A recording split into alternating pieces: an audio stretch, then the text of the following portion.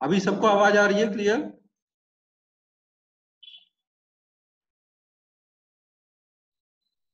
यार कुछ इंटरनेट की प्रॉब्लम हो गई थी, इस चक्कर में सब गड़बड़ हो गया।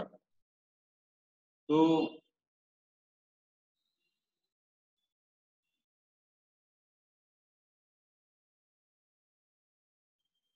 अब एक काम करो, वो जो अभी लिखा हुआ था वो सब अभी चला गया, तो हमें वो लिखना पड़ेगा फिर से।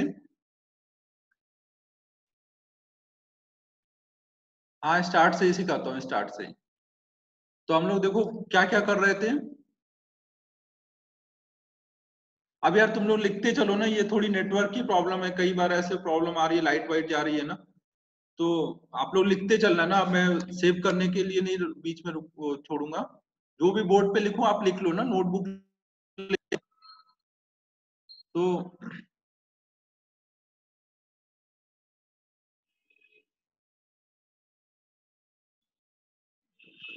तो देखो हम लोग अभी पोजीशन हमने देखा था, हम लोगों ने पहले बेसिक डेफिनेशन स्टार्ट किया था। तो इसमें पोजीशन हम लोगों ने पहला स्टार्ट किया था ना, बेसिक टर्म्स हम लोग कर रहे थे।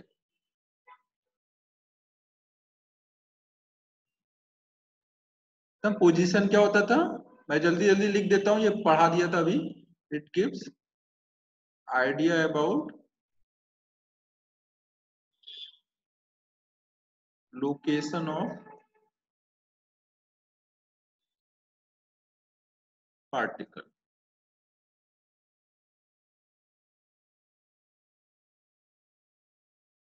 ये लिख लिया था क्या श्रेयस तुम लोगों ने? एक्चुअली मैं सेव नहीं कर पाया, ये डिस्कनेक्ट हो गया था। ये फिर से लिखूं ये सब ना?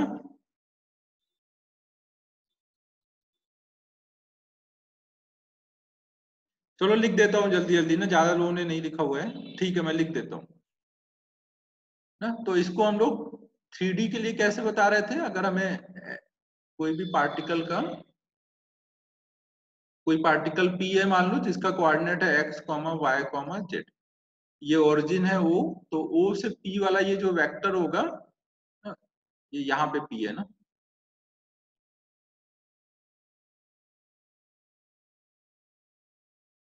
ये पी का ये कोऑर्डिनेट है। तो ओपी को हम बोलेंगे पोजीशन वेक्टर।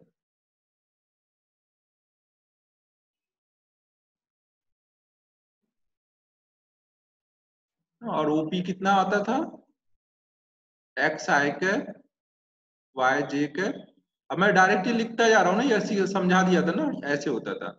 या फिर हम इसको आर वेक्टर से भी डिनोट करते हैं, ओपी भी लिखते हैं या फिर आर वेक्टर भी लिखते हैं ऐसे। आर क्या है, एक्स आई कैप वाई जे कैप जेड के। 2D और 3D के लिए हम लोग ऐसे आई जे के में बताते हैं, पोजीशन वेक्टर यूज करते हैं।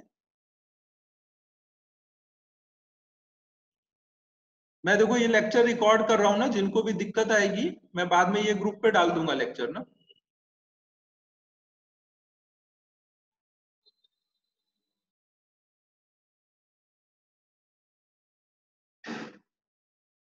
तो ये पहले तो नोट कर लो ना, नहीं तो फिर से गड़बड़ हो जाएगा, पहले ये नोट कर लो सब लोग, जिन्होंने नोट नहीं किया वो नोट कर लो।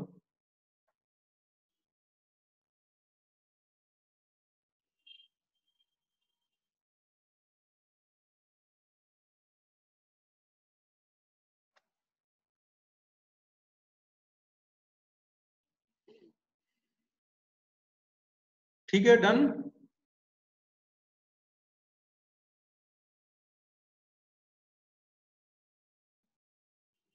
फिर देखो अगर हमारा 1D होता, अगर 1D होगा, मान लो कोई पार्टिकल यहाँ है, तो कहीं ओरिजिन हमें अगर पता है या हम बना लेंगे और उससे फिर देखेंगे। तो मान लो ये कहीं x इक्वल टू +10 पर है, तो +10 बताते हैं हमें समझ आ जाएगा कि पार्टिकल कहाँ पर है, ओरिजिन से 10 मीटर राइट साइड को।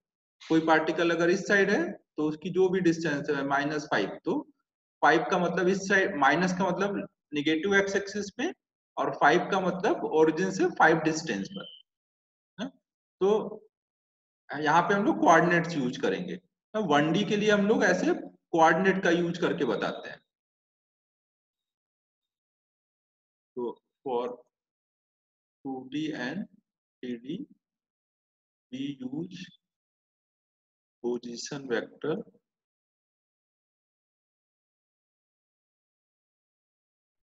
to tell about position, और for 1D we use coordinate.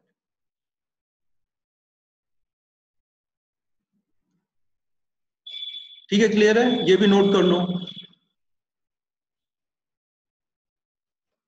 यहां तक ही हुआ था, फिर डिस्टेंस जस्ट शुरू किया था वहीं पे गड़बड़ हुआ था, कोऑर्डिनेट गड़बड़ लिख दिया यहाँ।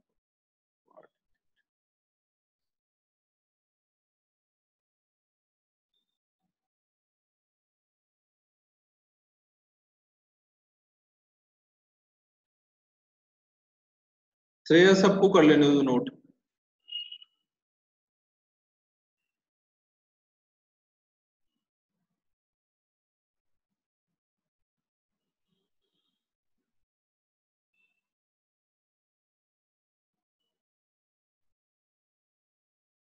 ठीक है, अब देखो नेक्स्ट हम लोग स्टार्ट कर रहे थे डिस्टेंस ना। एक हमने देख लिया पोजीशन, दूसरा बेसिक टर्म है डिस्टेंस।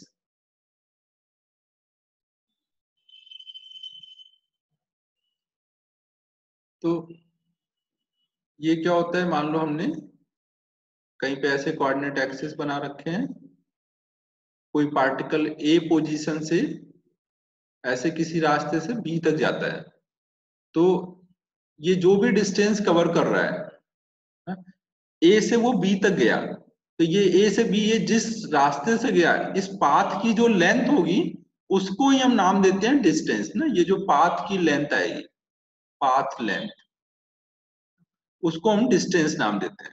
तो ये हम कैसे डिफाइन है, it is path length of journey. जो हम पाथ की लेंथ देखते हैं तो हमें इससे मतलब नहीं है कि किधर को गए हैं ना। हाँ यूज ना, पाथ कवर्ड बाय पार्टिकल ना, हमको ये नहीं देखना है कि किधर गए ना, बस हमें ये देखना है कि भाई कितना चले हैं, जितना भी चले वो सब क्या है, डिस्टेंस है ना। It is path length of journey. और इसमें हमें डायरेक्शन नहीं देखना होता ना, तो इसको हम क्या बोलेंगे, scalar quantity. It is a scalar quantity.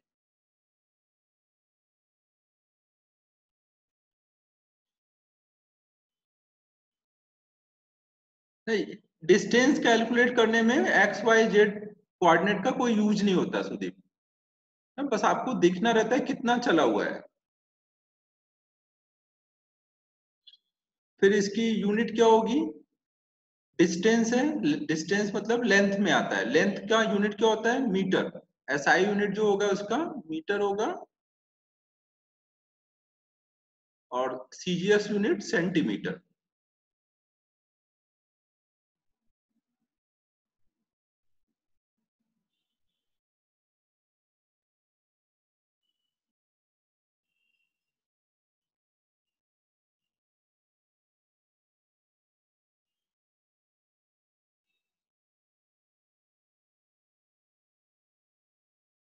देखो यहाँ पे एक चीज ध्यान रखो, जिसको भी डाउट पूछना हो ना, तो सभी लोग ग्रुप चैट ही करो ना, पब्लिक ये प्राइवेट चैट नहीं करो। तो उससे क्या होगा, सबको पता रहेगा कि कौन से डाउट की का डिस्कशन चल रहा है। ठीक है, क्लियर सबको, जो भी डाउट पूछो पब्लिक चैट के थ्रू पूछो, तो उससे सबको मैं बता पाऊंगा ना कि क्या डाउट का बात चल रहा है। फिर देखो ये जो डिस्टेंस होती है, ये डिस्टेंस कभी भी निगेटिव में नहीं आएगी, डिस्टेंस हमेशा प्लस में ही आती है ना, क्योंकि अगर आप कुछ भी चल रहे हो तो आप कभी ऐसा नहीं बोलोगे कि आप चल के आए बोले मैंने -10 मीटर चला, ऐसा नहीं होता। जो भी आप चलते हो वो लेंथ हमेशा प्लस में होती है, या फिर आप नहीं चले तो जीरो हो गई, बट कभी भी निगेटिव नहीं होगी ना। तो आप ये ध्यान रखो कि इट विल नेवर बी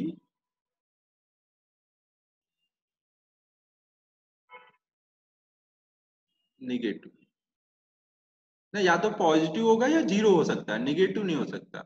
और डिस्टेंस क्या कभी डिक्रीज कर सकता है, अगर आप मान लो आप पहले आगे जा रहे हो, मान लो आप कहीं पे जर्नी में आप यहाँ से चलना शुरू किए, पहले आप आगे गए, फिर लौट के वापस आने लग गए, तो क्या डिस्टेंस कम होने लगेगा ना? आप जब आगे जा रहे थे तो भी चल रहे हो, पीछे आ रहे हो तो भी चल रहे हो ना, आप जब मूव करो तो चलते जा रहे हो ना, डिस्टेंस कभी भी डिक्रीज नहीं होता ना, ये इंक्रीज होगा या फिर आप रुक गए तो कांस्टेंट होगा। हाँ, वेरी गुड। तो इट कैन नेवर डिक्रीज।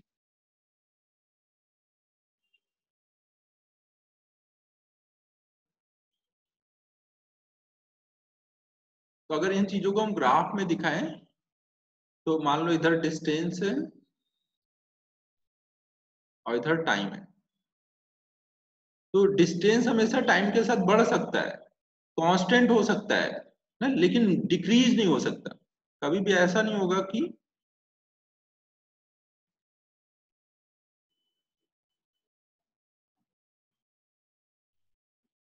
ऐसा नहीं होगा कि डिस्टेंस थोड़ी देर बढ़ा फिर कम होने लगा ना, तो ये वाला पार्ट पॉसिबल नहीं है ना, ये गलत है, हमेशा वो इंक्रीज ही होगा। तो ये सारी चीजें आप नोटबुक में करिए नोट।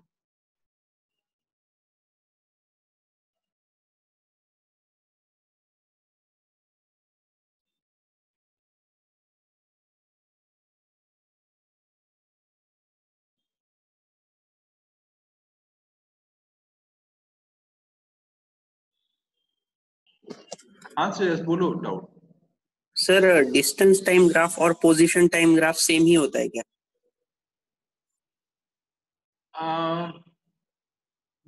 नहीं, वो अलग चीज हो गई position time graph. Distance time graph में अभी बताता हूं मैं ना, एक मिनट, डिस्प्लेसमेंट करेंगे ना उस टाइम ये चीज डिस्कस कर लेंगे। Okay sir.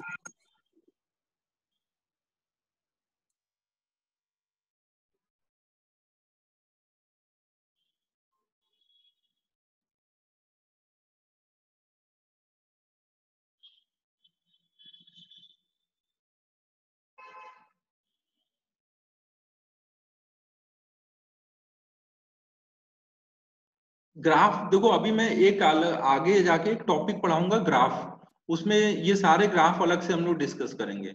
यहाँ एक बार मैं ब्रीफली एक आइडिया दे रहा हूँ कि ऐसे होता है ना। पोजीशन का ग्राफ अलग बनता है टाइम से, पोजीशन टाइम अलग बनेगा, डिस्टेंस टाइम अलग बनेगा, डिस्प्लेसमेंट टाइम अलग बनेगा, तीनों ग्राफ अलग अलग होते हैं। हल्का हल्का सा चेंज होता है, वो चेंज में अभी जब ग्राफ हम लोग अलग अलग डिटेल पढ़ेंगे तब हम लोग देखेंगे, बट तीनों ग्राफ अलग अलग है। अगर इनिशियल पोजीशन 0 होता है तो कई बार डिस्प्लेसमेंट का ग्राफ और पोजीशन का ग्राफ मैच करता है, बट वो उतना अभी मत सोचो ना, अभी धीमे धीमे चलो, पहले जो हम लोग पढ़ रहे हैं उस पर फोकस करो। यहाँ तक नोट हो गया?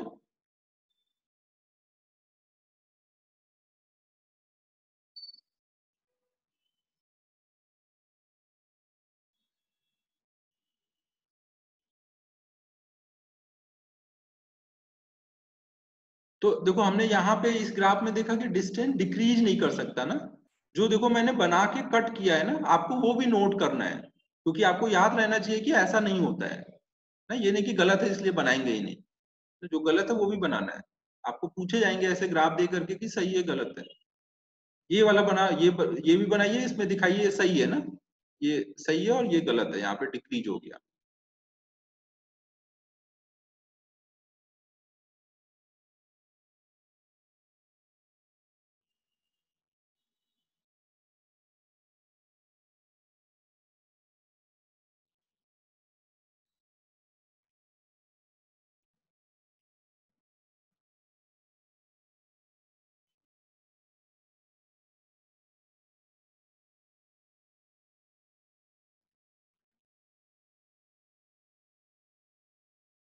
ठीक है, डन।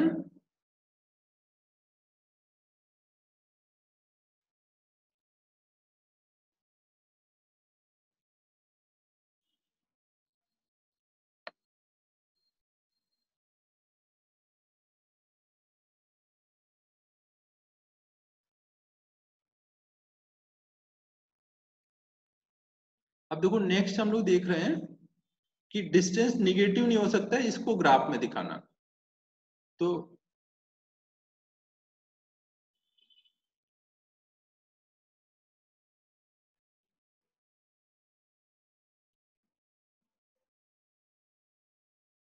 तो मान लो कहीं आपको ऐसा कुछ ग्राफ बना हुआ है, तो देखो ये ग्राफ इंक्रीज हो रहा है, लगातार ऊपर जा रहा है, इंक्रीज हो रहा है, लेकिन देखो यहाँ पे ये ग्राफ क्या हो रखा है, ये निगेटिव डिस्टेंस वाले एक्सिस के सामने है। तो डिस्टेंस कभी भी निगेटिव नहीं हो सकता ना, तो इस वाले पार्ट की वजह से ये ग्राफ को हम बोलेंगे गलत है? Distance can never be negative, ये भी नोट कर लो।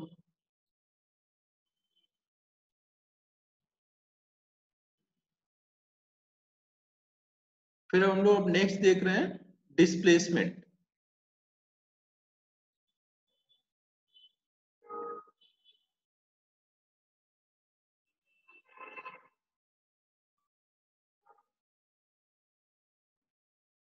डिस्प्लेसमेंट देखो क्या होता है, जैसे हमने देखा था कि कोई पार्टिकल ए पोजीशन से बी पोजीशन पे गया था, ए पोजीशन से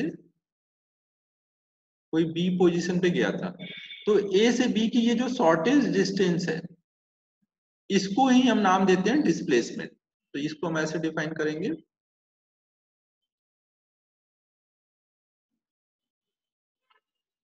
इसको हम ऐसे डिसाइड करेंगे, शॉर्टेस्ट डिस्टेंस बिटवीन, ये बिटवीन लिखा है ना शॉर्ट में, इनिशियल एंड फाइनल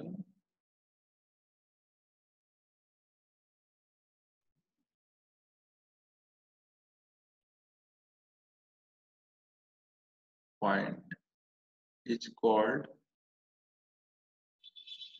डिस्प्लेसमेंट।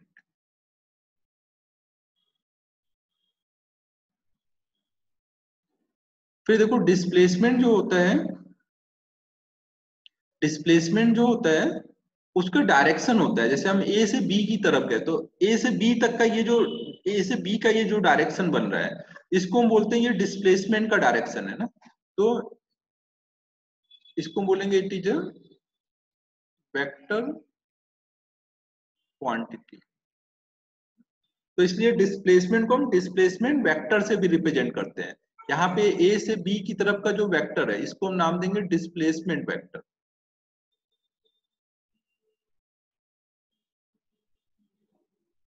और डिस्प्लेसमेंट का डायरेक्शन हमेशा किधर को दिखाएंगे, देखो ये डिस्प्लेसमेंट जो होगा बी की तरफ गया है ना फाइनली, तो हम बोलेंगे ये जो ए बी वेक्टर है उसका डायरेक्शन किधर होगा, बी की तरफ, इसलिए देखो हेड बी की तरफ गया है, हम ऐसे दिखाते हैं, ये हमारा ए बी वेक्टर है, हेड किधर होगा, बी की तरफ।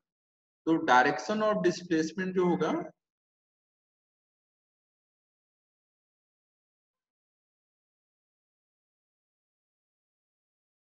विल ऑलवेज बी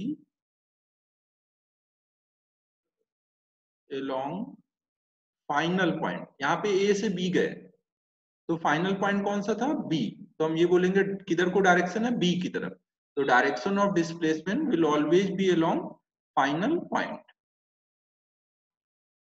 ना, ए बी वेक्टर। इसको मैं यहीं पे बना देता हूँ, ये हमारा जो है ये डिस्प्लेसमेंट वेक्टर है ना, ए बी वेक्टर। अब देखो ये अगर ओरिजिन है, ओ से अगर ए को मिला दे तो ओ ए को हम बोलेंगे ओ ए का पोजीशन वेक्टर, और ओ से बी को मिला दे तो ये हमारा बी का पोजीशन वेक्टर ओ बी। ओ ए क्या है यहाँ पर, पोजीशन वेक्टर ऑफ ए, और ओ बी क्या है यहाँ पर,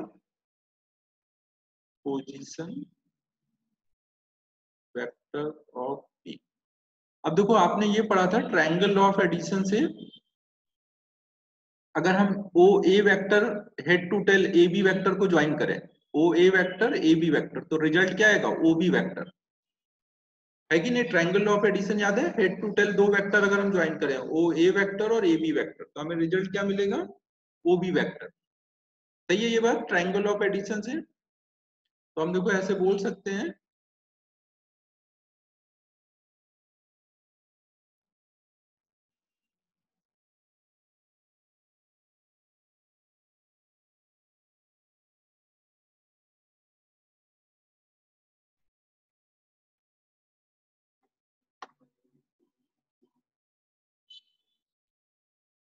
स्नेहल बताओ क्या डाउट है।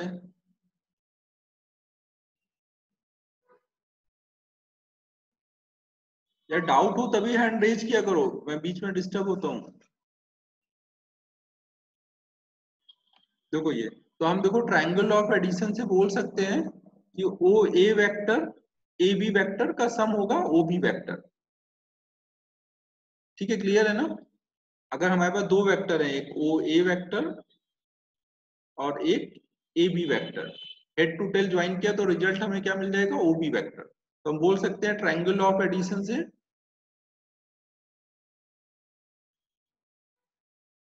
ओ A vector plus A B vector will be equal to O B vector.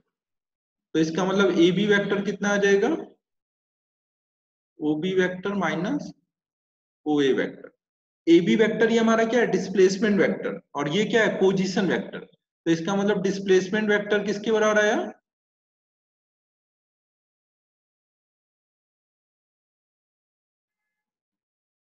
बराबर आया चेंज इन पोजीशन वेक्टर। ठीक है, क्लियर है सबको? ठीक है, सबको क्लियर है क्या क्या बोल रहा हूं मैं? कहीं पे भी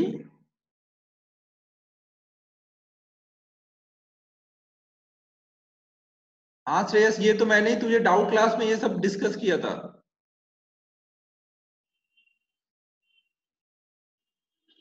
बट अभी कई लोग ऐसे भी हैं जो वो सब अटेंड नहीं किए होंगे, अभी जो वेक्टर स्टार्ट ही कर रहे होंगे, इसलिए मैंने कराया कि एक बार फिर से देख लो। कई सारे लोग हैं अभी नए इसमें।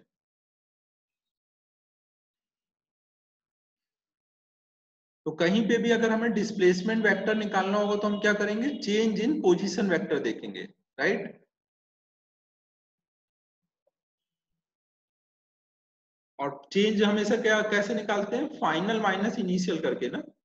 चेंज हमेशा हम फाइनल माइनस इनिशियल करके निकालेंगे।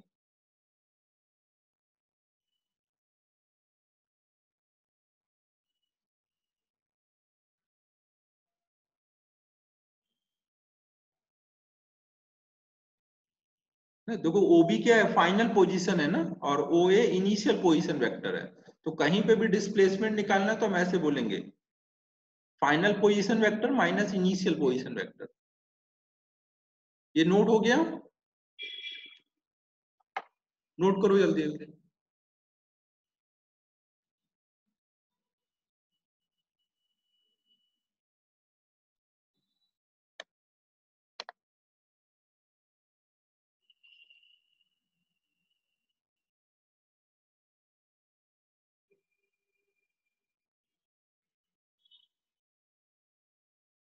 ठीक है, डन। अब नेक्स्ट देखते हैं।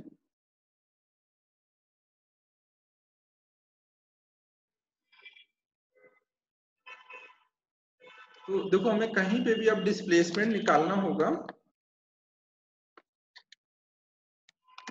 डिस्प्लेसमेंट अगर हमें निकालना होगा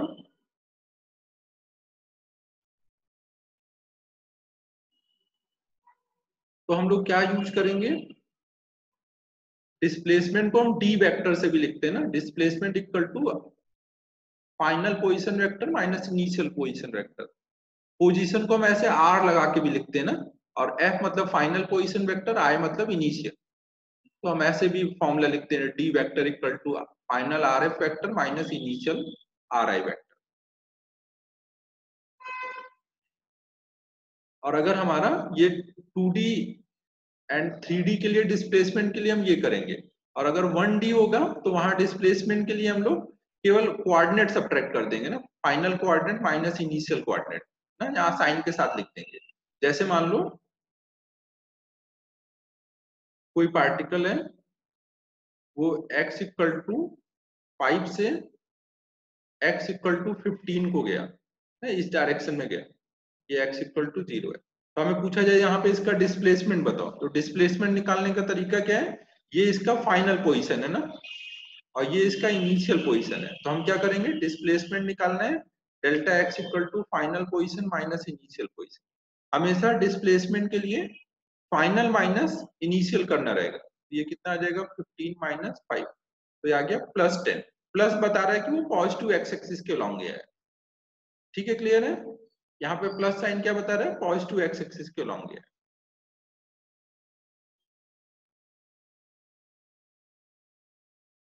नोट कर लो इसे। 1D के लिए हम लोग ऐसे यूज करते हैं, केवल कोऑर्डिनेट को सब्ट्रैक्ट कर करके। 2D 3D के लिए आई जे के यूज करेंगे।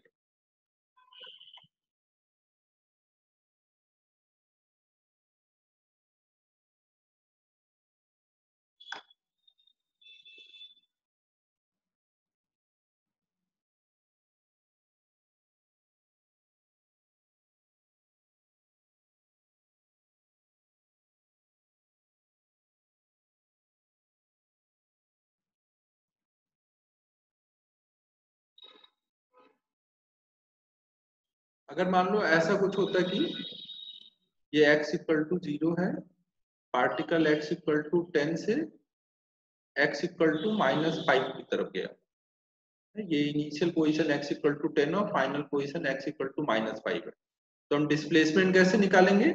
कहीं पे भी डिस्प्लेसमेंट निकालना है तो आपको क्या करना है, final position minus initial position. Final कितना बोलोगे, -5, इनिशियल कितना है इस बार 10, तो ये कितना आया -15। माइनस साइन ये क्या बताएगा कि वो निगेटिव एक्स एक्सिस की तरफ गया है, ये इससे डायरेक्शन पता चल जाएगा। 1D में ये प्लस माइनस से डायरेक्शन पता चलता है ना। और 15 ये क्या बता रहा है, मैग्नीट्यूड कितना गया है। ये यहां से यहां गया तो 15 चला है, और किधर को चला है, निगेटिव एक्स एक्सिस के लोग। ठीक है, क्लियर है, ये भी नोट कर लो।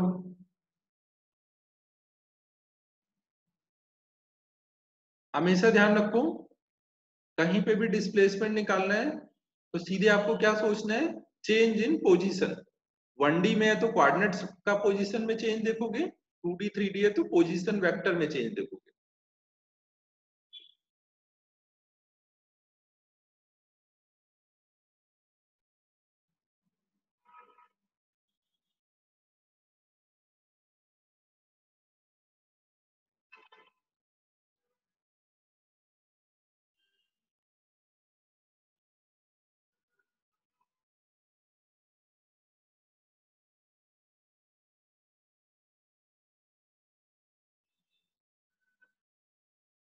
ठीक है, नेक्स्ट स्लाइड पे चलें।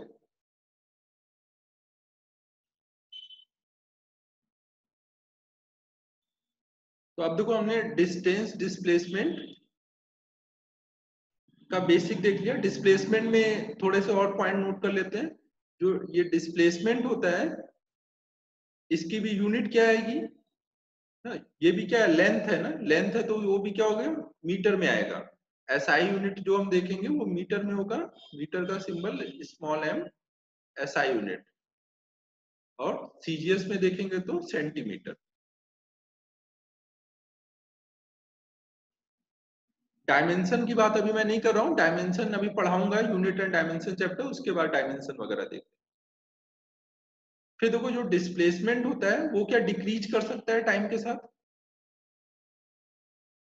जैसे मान लो आप पहले यहाँ पे खड़े हो, आप आगे गए, फिर लौट के वापस यहीं पर आ गए, तो जब तक आप आगे जा रहे थे तब तक डिस्प्लेसमेंट बढ़ रहा था, फिर जब वापस लौटने लगोगे तो क्या होगा, डिस्प्लेसमेंट कम होने लगेगा। तो ये डिक्रीज कर सकता है ना, तो इट कैन डिक्रीज। दूसरा, डिस्प्लेसमेंट क्या नेगेटिव हो सकता है?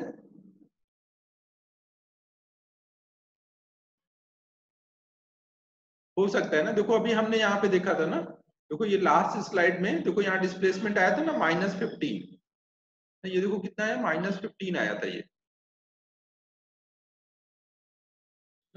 क्योंकि माइनस से यहाँ डायरेक्शन पता चलता है ना। डिस्प्लेसमेंट वेक्टर क्वांटिटी है तो वहां पे डायरेक्शन भी रहता है, प्लस माइनस 1D में डायरेक्शन बताते हैं, तो हो सकता है निगेटिव। तो it can be negative, positive और जीरो। ये नेगेटिव, पॉजिटिव, जीरो कुछ भी हो सकता है। 1D में होगा तो ऐसे नेगेटिव पॉजिटिव होगा, 2D 3D होगा तो IJK में होगा वो।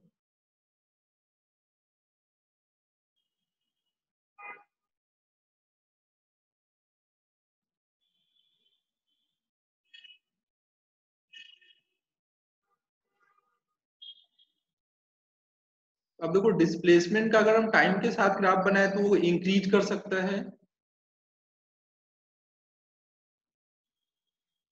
या फिर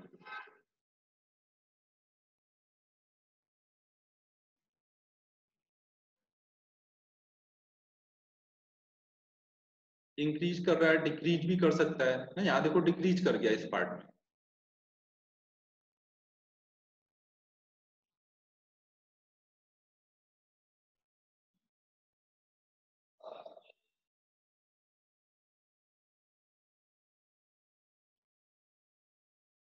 नेगेटिव भी हो सकता है, ऐसे भी जा सकता है, ये ऐसे भी हो सकता है, तो नेगेटिव भी हो सकता है।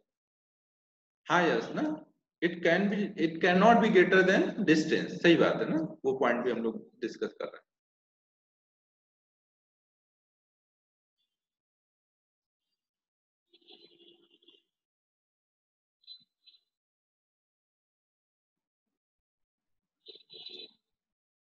ये मुझे और थोड़ा समझा लें तो फिर एक साथ नोट करो। फिर देखो जो जैसे यहाँ पे हमने पीछे देखा था कि जब पार्टिकल ए से बी को गया तो ये डिस्टेंस है ना, ये जो डिस्टेंस है, लेकिन डिस्प्लेसमेंट ये है। तो हमेशा बड़ा कौन होगा और छोटा कौन होगा? हमेशा देखो ये जो शॉर्टेस्ट डिस्टेंस ये छोटा आएगा ना, डिस्प्लेसमेंट छोटा आएगा, डिस्टेंस बड़ी आएगी। और अगर आप स्ट्रेट लाइन में गए, अगर आप स्ट्रेट लाइन में गए तो फिर डिस्टेंस और डिस्प्लेसमेंट सेम हो जाएगा। हाँ या ना, आप समझ रहे हो क्या बोल रहा हूं मैं? अगर हम ए से बी जाते हैं तो आप अगर सीधे गए तो डिस्टेंस डिस्प्लेसमेंट सेम होगा, कोई और रास्ते से गए तो डिस्टेंस ज्यादा होगा, डिस्प्लेसमेंट कम होगा ना। तो इसका मतलब क्या हुआ कि हमेशा डिस्टेंस बड़ा होता है और डिस्प्लेसमेंट छोटा होता है। हमेशा डिस्टेंस जो होगा वो ग्रेटर देन आएगा डिस्प्लेसमेंट। डिस्प्लेसमेंट वेक्टर है तो उसका हम मैग्नीट्यूड लिखेंगे ना, मॉड लगा के लिखते हैं। डिस्प्लेसमेंट की मैग्नीट्यूड से बड़ा आएगा, और अगर वो स्ट्रेट लाइन में चलता है तो फिर इक्वल आएगा ना। डिस्प्लेसमेंट कभी भी डिस्टेंस से ज्यादा नहीं हो सकता, इक्वल हो सकता है। इक्वल कब होगा? जब वो स्ट्रेट लाइन में गए, आप सीधे एक लाइन में गए, तो इस टाइम पे डिस्टेंस और डिस्प्लेसमेंट दोनों सेम होगा। समझ आ रहा है भाई क्या बोल रहा हूँ?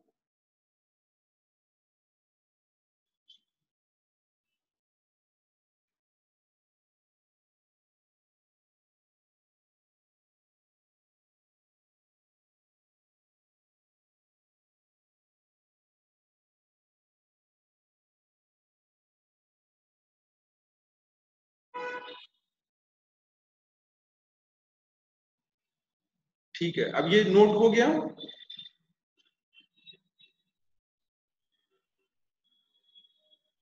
नेक्स्ट स्लाइड में चलें फिर।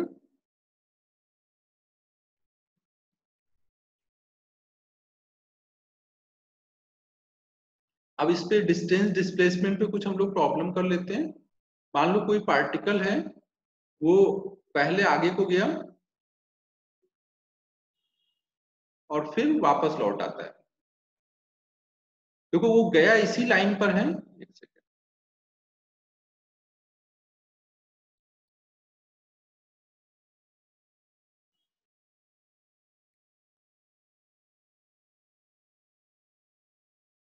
कोई ये हमने पार्टिकल लिया, ये ऐसे आगे गया, टाइम जीरो पे मान लो यहाँ पे x इक्वल टू जीरो से स्टार्ट करता है चलो, और टाइम 10 सेकेंड पर वो x इक्वल टू 15 पे पहुंच जाता है, फिर वापस लौटना शुरू करता है और टाइम 15 सेकेंड पर x इक्वल टू 5 पे आ जाता है। इसको अगर हम मान लो पॉइंट O बोल दें, इसको A बोल दें और ये B बोल दें पॉइंट, तो हमें बताना है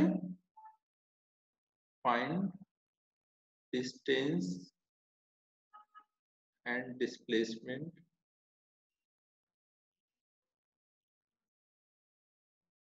between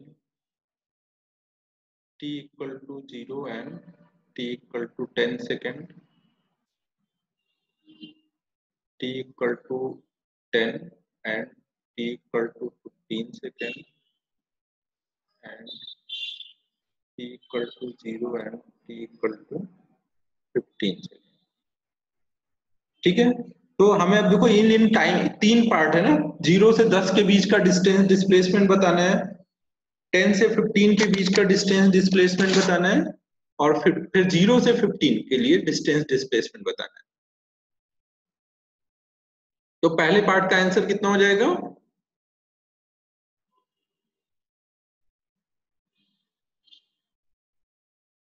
पार्ट वाइज बताओ, पहले पार्ट का बताओ, 0 से 10 के बीच में।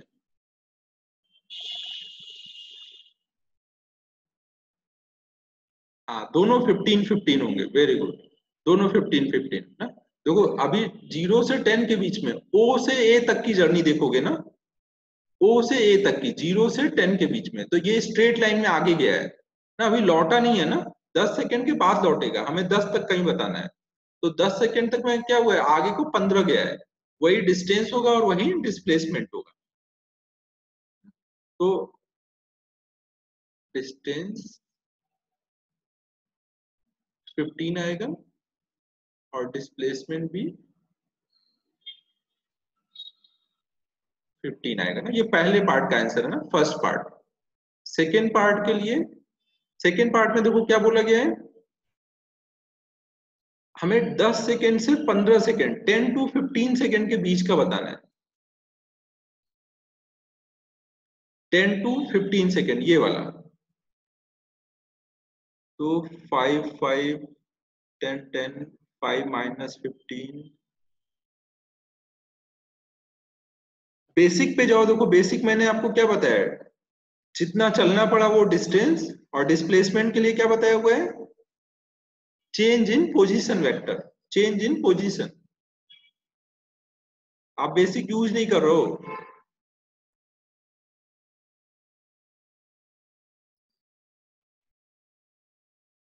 हाँ ठीक है, ज्यादातर लोगों ने सही आंसर कर दिया। देखो अब यहाँ पे क्या हो रहा होगा, देखो डिस्टेंस जो होता है वो तो स्केलर है, तो अगर हम ए से बी गए, सेकेंड पार्ट में क्या है, ए से बी जा रहे हैं, x इक्वल टू 15 से ये ए वाले पोजीशन से x इक्वल टू 5 वाले पोजीशन पे जा रहे हैं बी पर, तो ऐसे जा रहे हैं, तो कितना चलना पड़ा, ये डिस्टेंस कितनी आएगी, 10 आएगी ये। तो डिस्टेंस हम कितना बोलेंगे, डिस्टेंस में प्लस माइनस कुछ नहीं होगा ना, बस मैग्नीट्यूड होगा 10, और डिस्प्लेसमेंट कितना हो जाएगा, डिस्प्लेसमेंट के लिए 1D के लिए आप क्या करोगे, कोऑर्डिनेट सब्ट्रैक्ट करोगे, तो final coordinate minus initial coordinate, final कितना है 5 और इनिशियल कितना है 15, तो ये कितना आएगा -10। माइनस क्या बता रहा है कि वो निगेटिव में गया है ना, ए से बी इधर निगेटिव एक्स एक्सिस में 10 मीटर गया है, ये पॉइंट सबको क्लियर है, निगेटिव में वो 10 मीटर गया है। तो सेकेंड पार्ट का आंसर डिस्टेंस का 10 होगा और डिस्प्लेसमेंट का -10।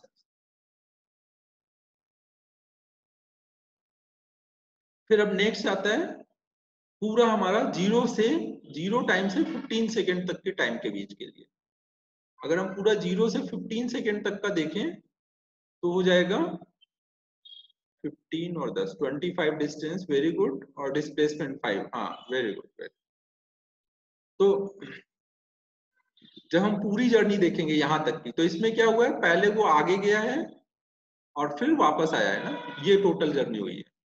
आगे को कितना गया है, 15 15, और पीछे को कितना आया है, 10, तो टोटल चलना कितना पड़ा,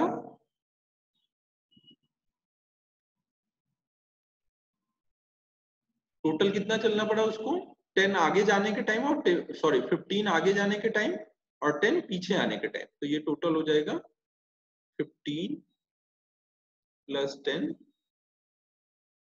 25 मीटर, ये टोटल उसका डिस्टेंस हो जाएगा। और डिस्प्लेसमेंट कितना हो जाएगा, डिस्प्लेसमेंट के लिए हमेशा क्या करेंगे, final position minus initial position. Final position अभी हमारी क्या है, ये है ना, x इक्वल टू 5, और इनिशियल पोजीशन कितनी है, x इक्वल टू 0, तो फाइनल पोजीशन 5 माइनस 0, तो ये +5 आया। प्लस मतलब क्या है, वो पॉजिटिव एक्स एक्सिस के लॉन्ग चला है, और कितना चला है, 5 मीटर। ठीक है, सबको क्लियर है, पॉजिटिव एक्स एक्सिस के लॉन्ग गया और कितना चला है, 5 मीटर।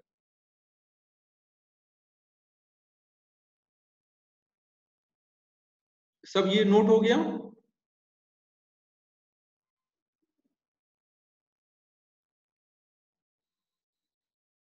जल्दी जल्दी नोट कर लो अगर किसी का नहीं हुआ है तो।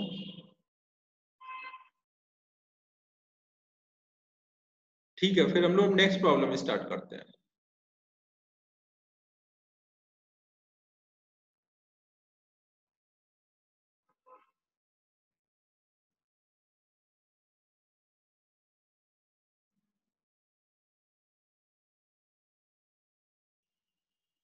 देखो नेक्स्ट प्रॉब्लम में क्या है, सपोज हमारा एक आर रेडियस का सर्कुलर ट्रैक है और कोई पार्टिकल पोजीशन ए से पोजीशन बी पे जाता है ऐसे, 90 डिग्री ऐसे रेडियस घूम जाता है। तो हमें बताना है फाइंड डिस्टेंस एंड डिस्प्लेसमेंट।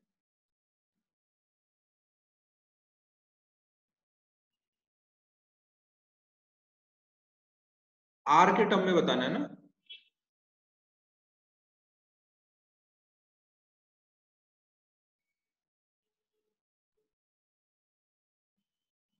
ए से बी जर्नी हुई है,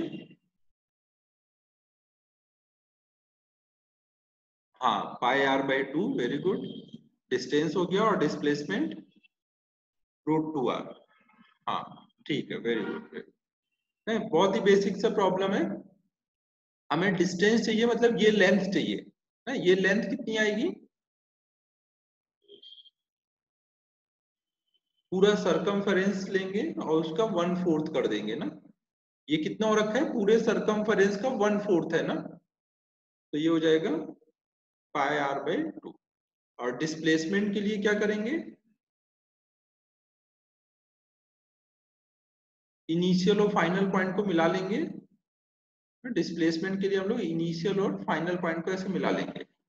तो और ये जो फाइनल पोजीशन की तरफ ये डिस्प्लेसमेंट होगा। ये आर है, ये आर है, तो ये डिस्टेंस कितनी आएगी, √2r। तो यहाँ पे हम ये √2r मैग्नीट्यूड बता दें। ठीक है, सबको क्लियर है? तो अभी देखो मैंने बेसिक बेसिक क्वेश्चन किए, अब थोड़ा सा लेवल बढ़ाता हूं।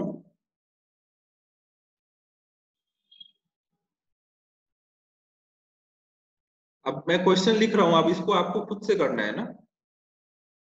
अ particle moves 3 metre along east, 4 meter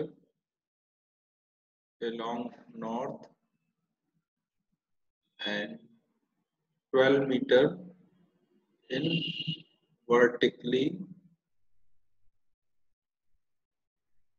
upward direction. Find distance and displacement covered by particle. करो try.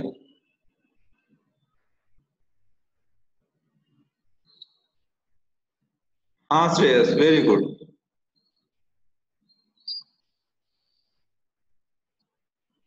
सरायु, very good very good, सही है। रत्नेश, वेरी गुड, सही है।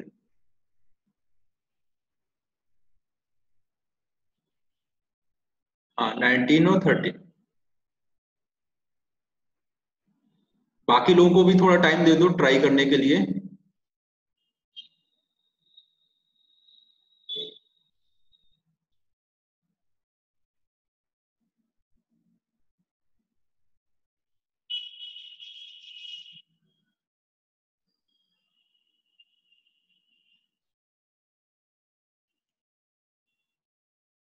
फिर सॉल्व कर लें। देखो यहाँ पे हम लोग ऐसे मान लेंगे कि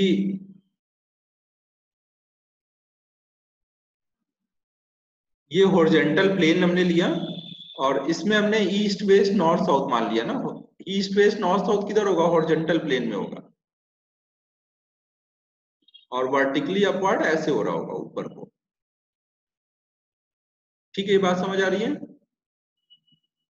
इधर को हमने माना ये ईस्ट है, तो वेस्ट किधर होगा? पीछे को।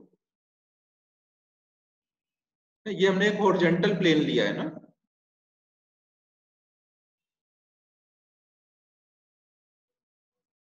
और इधर को नॉर्थ है, तो इधर को क्या हो जाएगा? साउथ। और ये वर्टिकली अपवर्ड डायरेक्शन है ना।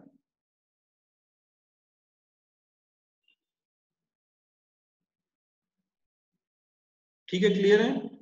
तो देखो वो पहले 3 मीटर ईस्ट में गया है, मतलब ऐसे 3 मीटर गया, फिर 4 मीटर नॉर्थ में गया, तो ऐसे 4 मीटर गया, तो ये टोटल इधर को कितना आ गया है? वो 5 मीटर। फिर उसके बाद ये ऊपर को गया, ऊपर को जो गया है ये कुछ ऐसे ऊपर को गया। इमेजिन ऊपर है, 3D है ना ये, तो ऊपर को ये 12 मीटर गया, तो ये एंगल कितना बनेगा? 90 डिग्री ना। ये X Y plane horizontal plane में ये 5 मीटर है, और ये 12 मीटर ऊपर को गया, तो अब उसका जो डिस्प्लेसमेंट आएगा वो कितना आएगा? इनिशियल पॉइंट ये और फाइनल पॉइंट ये है ना, तो ये उसका डिस्प्लेसमेंट होगा।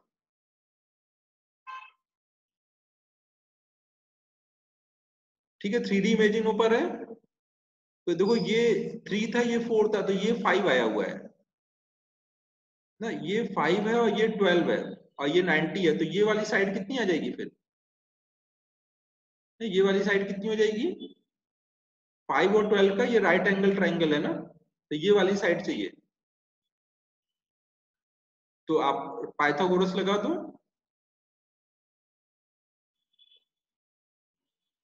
तो हमारा ये क्या हो गया?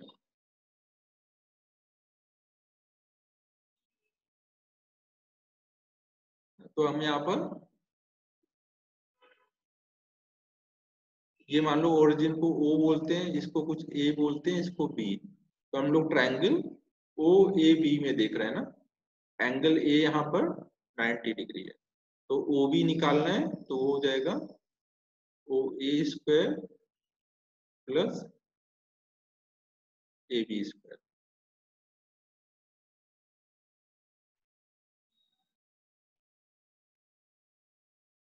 तो ये 13 आ जाएगा, और डिस्टेंस यही हमारा क्या हो जाएगा? डिस्प्लेसमेंट ना। ओ बी हमारा क्या है? डिस्प्लेसमेंट। डिस्टेंस के लिए क्या करना है? जो भी चला हुआ है सब ऐड करते जाना है ना। डिस्टेंस के लिए तो पहले कितना चला? 3 ना, पहले 3 चला, फिर 4 चला, फिर 12 चला, तो सब ऐड कर दो, 3 प्लस 4 प्लस 12, तो टोटल आ गया 19 मीटर। ठीक है, सबको क्लियर है? देखो यहाँ पे जो मेनली लोग मिस्टेक करते हैं वो क्या करते हैं कि जिधर नॉर्थ होता है उधर ही वर्टिकली अपवर्ड ले लेते हैं ना, वो 2D में ईस्ट वेस्ट नॉर्थ साउथ बनाते हैं, और नॉर्थ की तरफ ही वर्टिकली अपवर्ड भी दिखा देते हैं, वो मिस्टेक हो जाती है ना, वैसे नहीं करना है।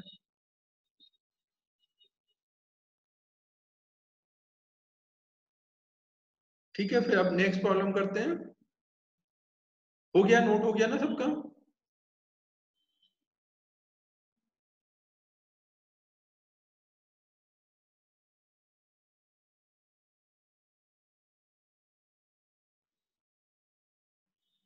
ठीक है, अब नेक्स्ट प्रॉब्लम करते हैं।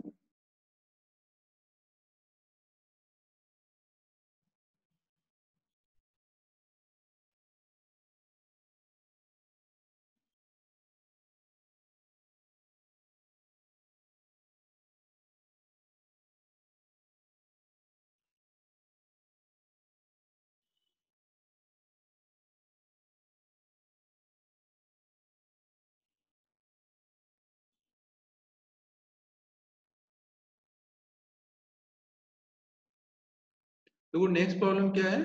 एक आर रेडियस का व्हील था, जिसका अभी ये नीचे वाला पॉइंट ए है, आफ्टर हाफ रोटेशन ये पॉइंट ए ऊपर आ जाएगा, ये इधर को जा रहा है ऐसे घूमते हुए, तो आफ्टर हाफ रोटेशन ये ऊपर आ गया है। तो हमें बताना है find distance and displacement of point A after half rotation.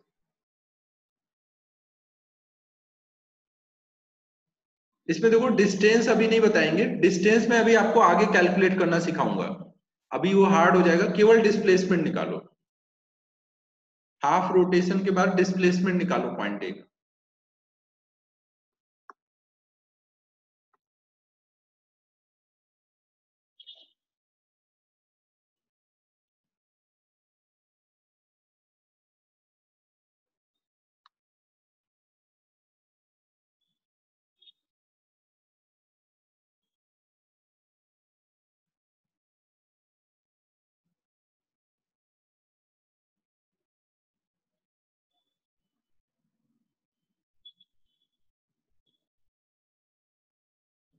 Basic पे जाओ, अभी सही आंसर नहीं आ रहा है। बेसिक क्या है?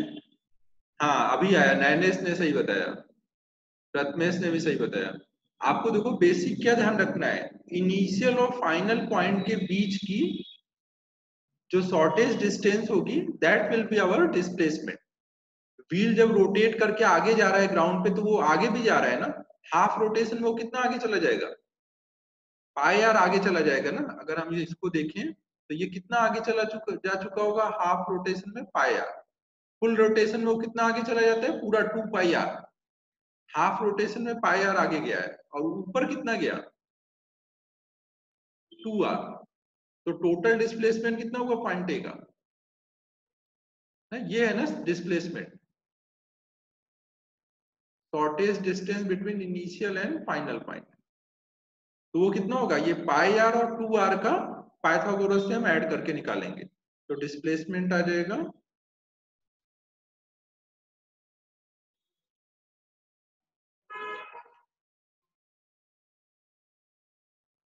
पाई आर का स्क्वायर और 2 आर का स्क्वायर। आर स्क्वायर बाहर आ जाएगा, अंदर बच जाएगा पाई स्क्वायर प्लस 4।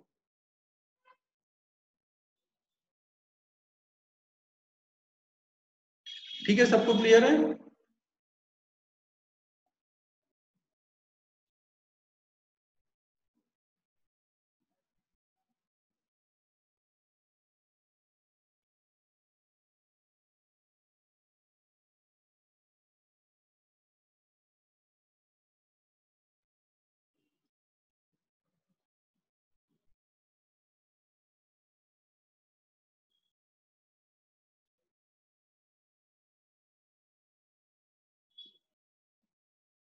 नोट हो गया? फिर नेक्स्ट स्लाइड पे चलें।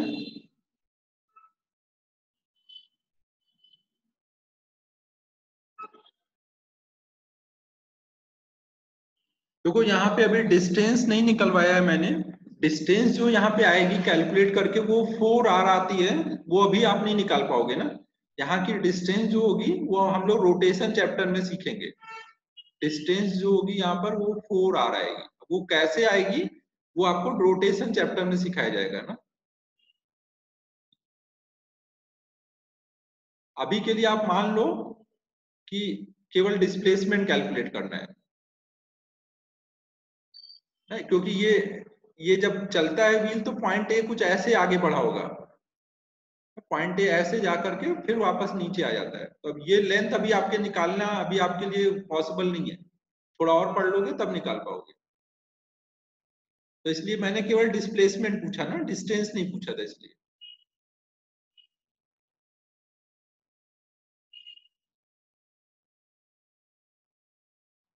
ठीक है बच्चों, फिर हम लोग अब आगे चल रहे हैं ना।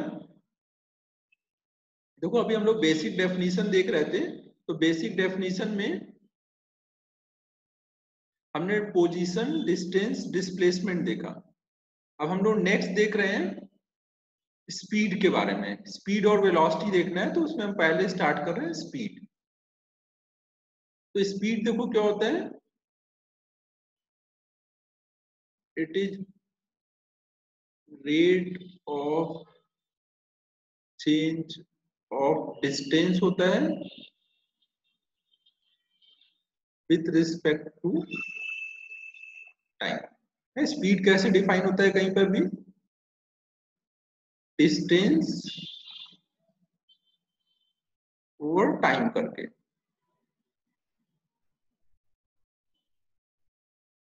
जब भी आप कोई चीज को ऐसे डिवाइड करते हो तो आप क्या बोलते हो, आप रेट ऑफ चेंज निकाल लो ऊपर वाले का विथ रिस्पेक्ट टू नीचे वाले के। ठीक है, यहां तक पॉइंट क्लियर है। जब भी हम लोग कहीं पे भी डिवाइड करते हैं तो इसका मतलब होता है हम निकाल रहे हैं रेट ऑफ चेंज ऑफ ऊपर वाला divided by rate of change of नीचे वाला। तो यहाँ डिस्टेंस का है टाइम से, तो इसलिए क्या है, rate of change of distance with respect to time. फिर देखो ये जो रेट ऑफ चेंज होता है ना, ये जो रेट ऑफ चेंज होता है ये दो टाइप का होता है। ये जो रेट ऑफ चेंज होगा दो टाइप का होगा, तो उस बेसिस पे स्पीड को हम ऐसे दो टाइप में डिवाइड करेंगे। एक होगा एवरेज स्पीड और दूसरा होगा इंस्टेंटेनियस स्पीड। ऐसे दो टाइप के स्पीड होंगे। तो अभी हम लोग सबसे पहले देख रहे हैं एवरेज स्पीड।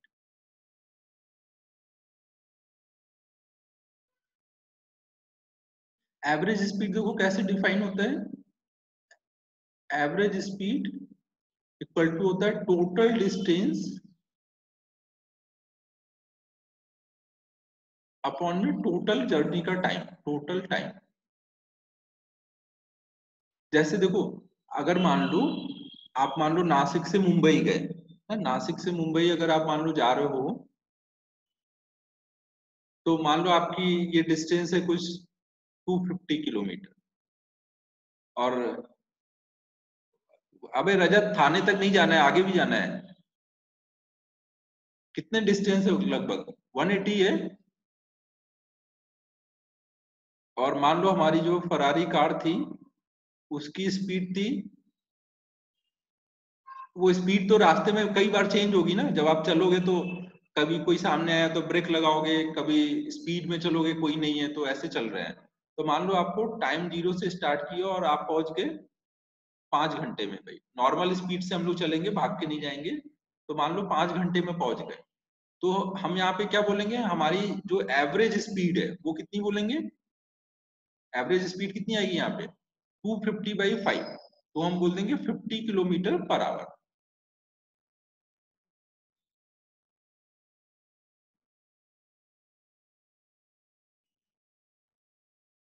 तो हम यहाँ पे बोल देंगे कि एवरेज स्पीड है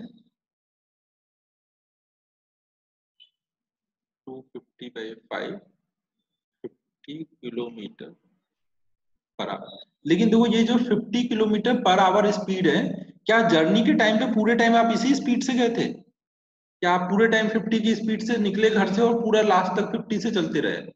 ऐसा तो नहीं था ना। आप कभी 100 भी गए होगे, कभी 0 पे भी आए होगे, सिग्नल पे रुके भी होगे। तो स्पीड आपकी वेरी करती रहती है। तो ये जो एवरेज होता है इससे बस हमें एक आइडिया लग जाता है कि आप कितना फास्ट है स्लो चले होगे ओवरऑल जर्नी में। ओवरऑल जर्नी के लिए एक हम लोग एक आइडिया लेते हैं। और जब आप चल रहे हो तो किसी इंस्टेंट पे मान लो जब यहाँ पहुंचे तो हो सकता है स्पीड 100 हो, कभी अलग जगह पहुंचे तो वहां हो सकता है सिग्नल पे रुके हुए हो। तो किसी भी इंस्टेंट पे जो आपकी स्पीड है जर्नी के टाइम पर, वो स्पीड को आप नाम दोगे इंस्टेंटेनियस स्पीड। किसी भी इंस्टेंट पे जो आपकी स्पीड होगी वो क्या होगा, इंस्टेंटेनियस स्पीड। और पूरी जर्नी का total distance upon total time करके जो आएगा वो क्या होता है, एवरेज स्पीड होता है। Average speed is a theoretical concept ना, थ्योरेटिकल कॉन्सेप्ट, प्रैक्टिकली वो नहीं होता ना। प्रैक्टिकली आपकी स्पीड क्या रहती है, इंस्टेंटेनियस। कभी भी ऐसा नहीं होता कि आपकी जो एवरेज स्पीड है वो जर्नी में थी ना, वो बस एक आइडिया लग जाता है उससे हमें जर्नी का कि कितना फास्ट चलोगे। मान लो कहीं पे किसी की एवरेज स्पीड आई 100 किलोमीटर पर आवर, तो आप समझ सकते हो कि वो कितना फास्ट चला होगा। 50 आ रहा है तो मतलब वो आराम आराम से चला होगा, एक आइडिया लग जाता है जर्नी का। बट एक्चुअल में एवरेज स्पीड जर्नी के टाइम पे होगी नहीं ना। होती कौन सी है, इंस्टेंटेनियस स्पीड। तो एवरेज स्पीड का फॉर्मूला क्या होगा, total distance upon total time ना, ये हमें ध्यान रखना है।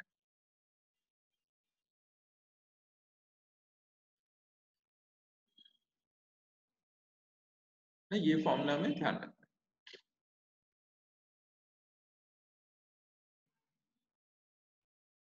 ये नोट हो गया।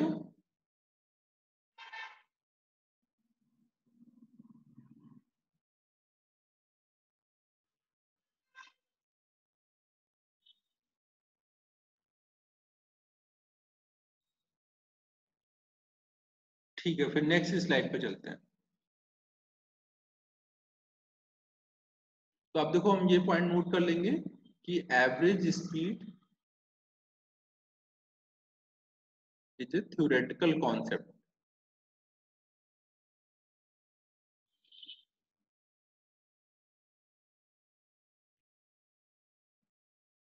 It gives idea about whole journey.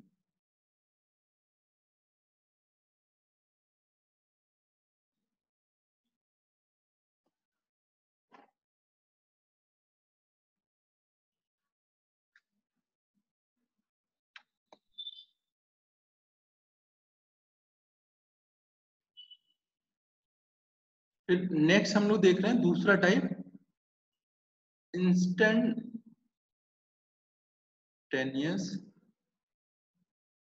Speed. Instantaneous speed क्या होती है? किसी भी जर्नी में आप जब नासिक से मुंबई जा रहे थे तो ये जो जर्नी थी, इस जर्नी में किसी भी इंस्टेंट पर, मान लो आप जब यहाँ पे पहुंचोगे तो इस टाइम पे आपकी क्या स्पीड है, वो जो स्पीड होगी उसको हम नाम देंगे इंस्टेंटेनियस। तो इसको हम ऐसे डिफाइन करेंगे, स्पीड एट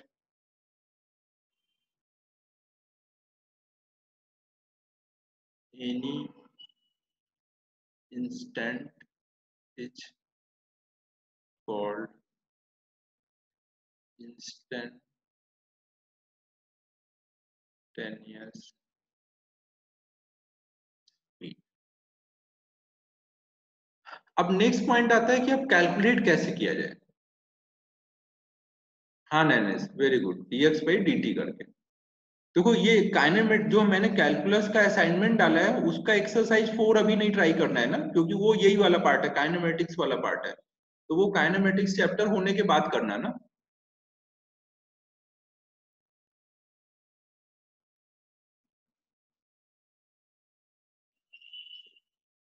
पार्थ क्या कितना है, काइनेमेटिक्स चैप्टर कितना है, क्या पूछ रहा है?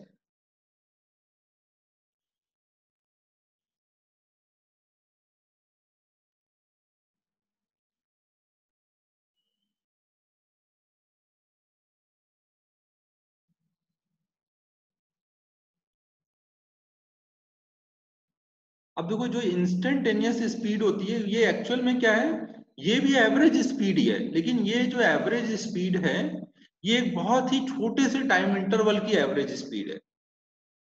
तो इसको आप ऐसे भी डिफाइन करोगे, इट इज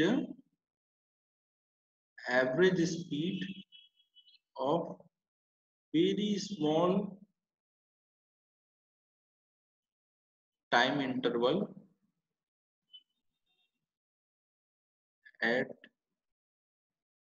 जिस इंस्टेंट पे निकाल लो ना, एट गिवन इंस्टेंट। क्या मतलब हुआ इसका, ये पहले नोट कर लो फिर इसे बताता हूँ। हाँ रजत, टाइम टेंड्स टू जीरो।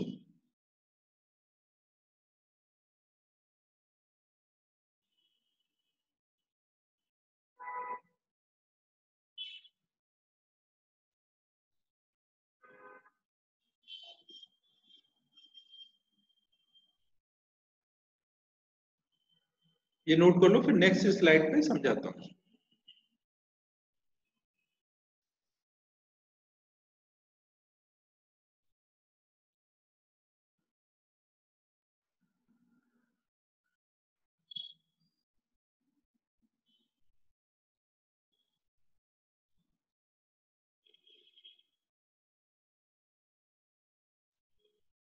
देखो जैसे मान लो आप नासिक से मुंबई जा रहे थे,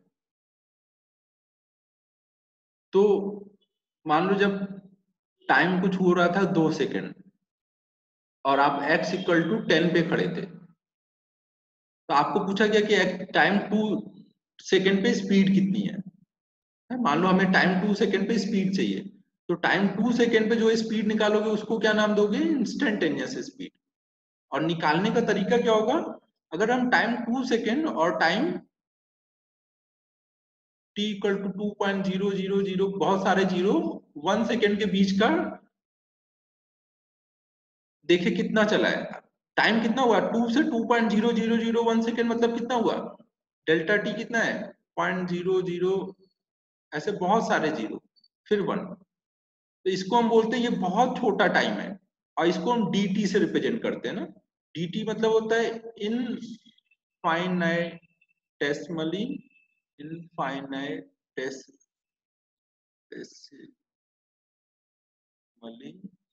स्मॉल, स्पेलिंग देख लेना भाई, मुझे उतना क्लियर याद नहीं है। इनफाइनाइटेसिमली स्मॉल, जब बहुत ही छोटा टाइम होगा। इनफाइनाइटेसिमली स्मॉल मतलब कितना छोटा, कितना छोटा टाइम, जितना सोच सकते हो आप उससे भी छोटा ना। जैसे इन्फिनिटी क्या होता है, इन्फिनिटी कितना बड़ा होता है, जितना आप सोच सकते हो उससे भी बड़ा। वैसे इनफाइनाइटेसिमली स्मॉल मतलब कितना छोटा, जितना सोच सकते हो आप उससे भी छोटा ना। तो एक बहुत ही छोटे से टाइम में 2 सेकेंड से 2.001 सेकेंड, तो हम इसको ऐसे लिख देते हैं 2 प्लस डी टी टाइम। 2 से 2 प्लस डी टी के बीच में हम देखेंगे कितना चला, तो वो कुछ x से, अभी x इक्वल टू 10 पे था, तो एक बहुत छोटे से टाइम में बहुत थोड़ा सा डिस्टेंस आगे बढ़ेगा ना। तो ये कितना हो जाएगा 10 से 10 प्लस dx, dx कितना होगा 0.00, बहुत सारे जीरो और 1 लगा दो ऐसे, ठीक है। तो अब आप ये मान लो पॉइंट ए है और ये पॉइंट बी है, तो ए से बी तक की केवल जर्नी का अगर हम एवरेज स्पीड निकालें तो एवरेज स्पीड कितनी बोलोगे, average speed between t equal to 2 and t equal to 2 plus dt। इस 2 से 2 प्लस dt का अगर हम एवरेज स्पीड निकालें तो वो कितना आएगा, टोटल डिस्टेंस कितना चला है वो 2 से 2 प्लस dt के बीच में, 10 से 10 प्लस dx हुआ ना, तो ये डिस्टेंस कितनी आएगी, dx आएगी ना। तो डिस्टेंस हो गई dx, और टाइम कितना लगा 2 से 2 प्लस dt, तो इसको क्या बोलोगे dt।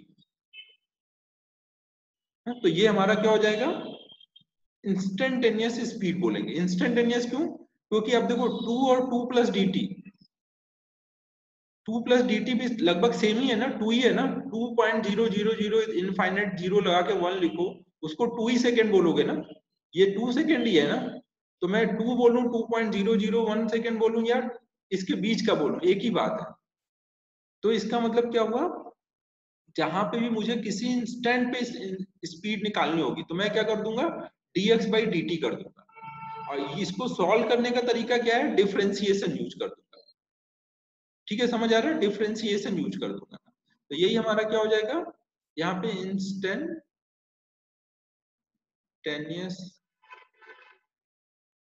स्पीड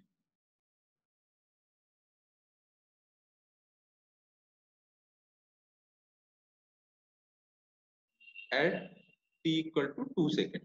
ऐसे कोई भी इंस्टेंट को होगा तो उस इंस्टेंट पे dx बाई dt कर देंगे। ठीक है, क्लियर है। तो एक तरह से इंस्टेंटेनियस स्पीड भी क्या होता है, एवरेज स्पीड ही होता है, लेकिन वहां का टाइम इंटरवल क्या होता है, बहुत छोटा होता है। जब बहुत छोटे से टाइम इंटरवल में देखेंगे तो बताने की जरूरत नहीं है कि किस इंटरवल में, बस आप बोल दो इस इंस्टेंट पे तो हो जाएगी बात। समझो ना, हम 2 सेकेंड बोलेंगे तो 2 और 2 प्लस dt सेम ही है, तो हम 2 सेकेंड ही बस बोलेंगे, इसलिए ये क्या हो जाएगा, इंस्टेंटेनियस स्पीड। आई होप सबको क्लियर हुआ होगा।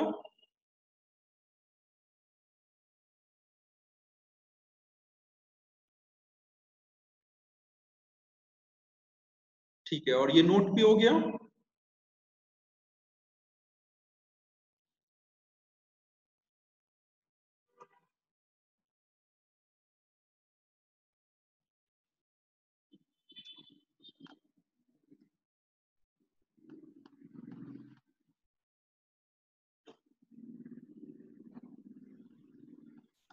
नहीं नहीं, इंस्टेंटेनियस स्पीड थ्योरेटिकल नहीं है ना, वो तो प्रैक्टिकल कॉन्सेप्ट है। कोई भी इंस्टेंट पे जब आप चल रहोगे तो आपकी स्पीड उस इंस्टेंट की वही रहेगी ना, इंस्टेंटेनियस स्पीड। एवरेज है लेकिन वो बहुत छोटे इंटरवल में है, इसलिए वो आप बोल सकते हो कि वो प्रैक्टिकल है, वो इंस्टेंटेनियस, वो मतलब थ्योरेटिकल नहीं।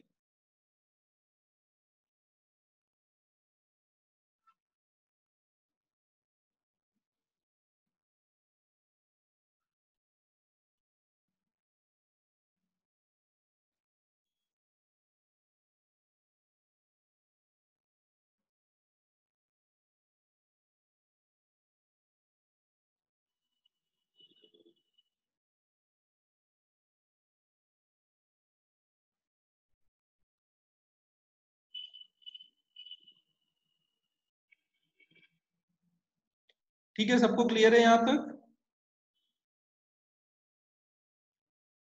नेक्स्ट स्लाइड पे चलें। टाइम हो गया क्या? अभी से बाय बाय कौन कर रहा है बाय? ये नाम लिख के बाय करो यार, ऐसे नहीं चलेगा।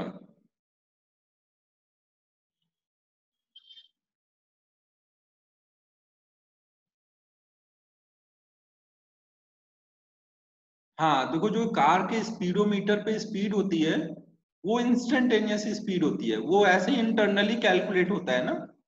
स्पीडोमीटर के थ्रू जो स्पीड निकल के आएगी वो ऐसे ये वाली स्पीड होती है ना, इंस्टेंटेनियस स्पीड।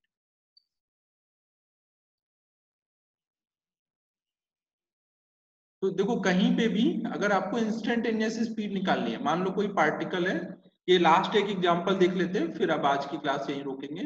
मान लो कोई पार्टिकल इधर को चल रहा है और उसका जो चलने का कोऑर्डिनेट है वो कुछ ऐसे दिया गया है, x equal to T square plus 2, जहां t टाइम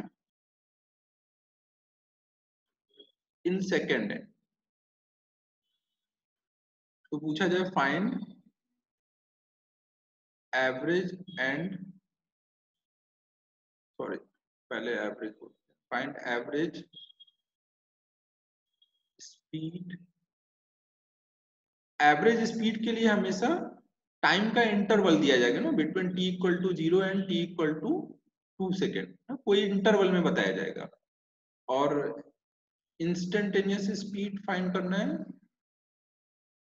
इंस्टेंटेनियस स्पीड किसी इंस्टेंट पे होगा तो वहां पे कोई एक टाइम देगा, जैसे मान लो time t equal to 3 second पर, तो एक पर्टिकुलर जब टाइम दिया जाएगा तो वहां इंस्टेंटेनियस फाइंड करना रहेगा, और इंटरवल होगा तो वहां एवरेज। तो एवरेज के लिए हम क्या करेंगे, हम देखेंगे कितना चला है। टाइम 0 पे वो कहां पे था, 0 रखोगे तो x की वैल्यू कितनी मिलेगी, 2।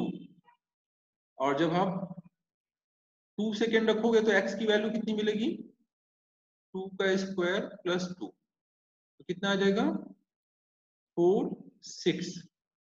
तो इसका मतलब क्या हुआ,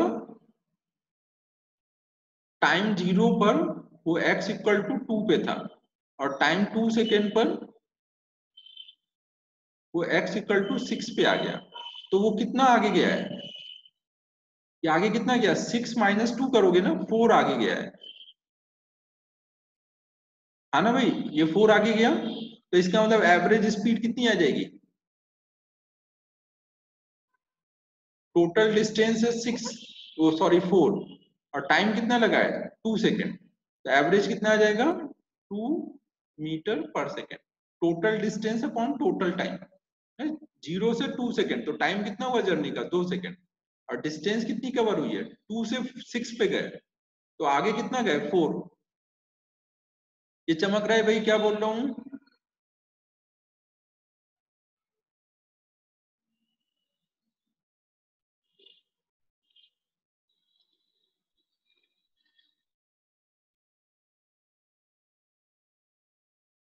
और इंस्टेंटेनियस अगर हमें निकालना होगा तो उसके लिए हम लोग डिफरेंशिएशन यूज करेंगे ना।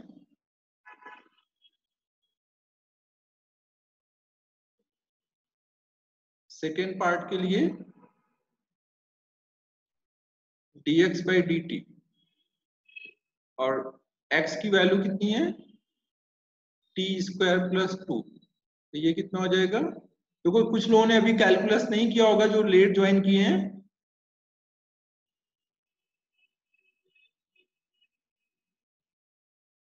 तो ये वाला पार्ट वो नोट कर लो, फिर अभी जब आप थोड़ा कैलकुलस का वीडियो देख लोगे तो ये पार्ट समझ जाएगा ना। टी स्क्वायर का डिफरेंशिएशन 2t आ जाएगा और 2 का डिफरेंशिएशन 0, तो 2t। अब जो टाइम यहाँ पे रखोगे उस टाइम का इंस्टेंटेनियस स्पीड आ जाएगा। तो टाइम कितना दिया हमें 3 सेकेंड, तो इसका मतलब स्पीड हो जाएगी 2 × 3, 6 मीटर पर सेकेंड। ठीक है, सबको क्लियर है? एवरेज के लिए हमेशा क्या करेंगे, total distance over total time, और इंस्टेंटेनियस के लिए क्या करेंगे, डिफरेंशिएशन। वो तभी पॉसिबल होगा जब x दिया होगा t के टर्म में। ठीक है, ये नोट कर लो, आज का ये लेक्चर में यहीं तक करते हैं। फिर इसका देखता हूं अगर कुछ होमवर्क देने लायक होगा। जो मैंने पीडीएफ एक डाला हुआ है ग्रुप पे, वो पीडीएफ सेव कर लिया है ना, ग्रुप पे मैंने पीडीएफ डाला हुआ है काइनेमेटिक्स का। तो अगर उसमें कुछ होमवर्क आज जो पढ़ा है उस बेसिस पे होगा तो वो होमवर्क दूंगा।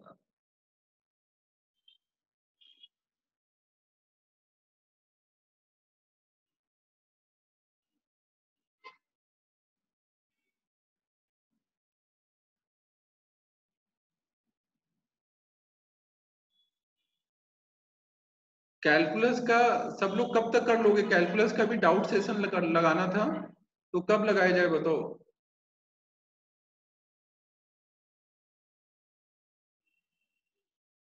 कैलकुलस का डाउट सेशन बताओ कब लगाया जाए? अबे सब भागने लग गए, अभी रुको थोड़ी देर। नेक्स्ट वीक में मंडे को लगा लेते हैं।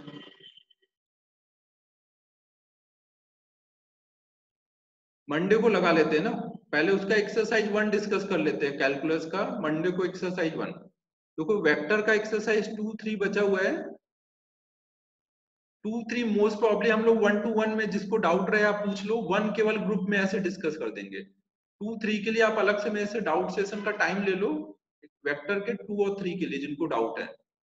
ग्रुप बना के 4-5 लोगों को एक साथ बता दूंगा, क्योंकि सबका हुआ नहीं होगा 2, 3। और कैलकुलस का एक्सरसाइज 1 कर लेंगे हम लोग मंडे को। मंडे को ठीक है ना? ठीक है, फिर मैं अब ये सेशन एंड करता हूँ ना। प्रणव देखो, जब तक x नहीं दिया होगा इन टर्म्स ऑफ t, तब तक हम लोग इंस्टेंटेनियस स्पीड नहीं फाइंड कर पाते हैं। चलो फिर बाय बाय एवरीवन।